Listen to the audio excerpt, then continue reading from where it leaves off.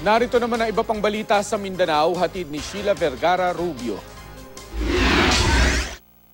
Sa bilis ng kamay ng lalaking ito, hindi inakala ng kahera sa isang mall sa Pagadian City na nasalisihan na siya. Sa video, makikita ang pagpasok ng lalaki sa tindahan. Dumiretso ito sa kahera at nagbigay ng 5 100 peso bills. Nais daw niyang magpapalit ng buong 500 piso mula sa kahera. Nang magbigay ang kahera ng 500 piso, kinuha niya ito pero ibinalik at inireklamo ng lalaki ng 20 pesos daw ang ibinigay ng kahera at hindi 500 piso. Pinalitan naman ng kahera ang pera. Hindi niya napansin na nasalisi na pala siya. Nai-report na sa pulisya ang insidente. Inaalam na ang pagkakakilanlan ng lalaki sa video. Naisugod pa sa ospital sa Pagadian City si Roldan Amaro pero kalaunay namatay din.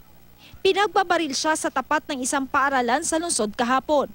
Base sa investigasyon, papunta sa sentro ng lungsod ang biktima kasama ang kapitan ng kanilang barangay at ang anak nito sakay ng isang motorsiklo.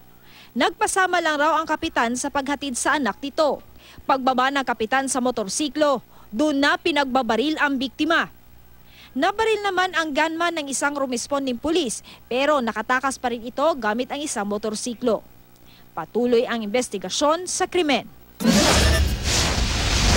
Naglabasan mula sa isang kainan sa Zamboanga City ang mga customer na ito dahil sa takot. May naiwan kasing briefcase doon na pinaghihinalaang may lamang bomba.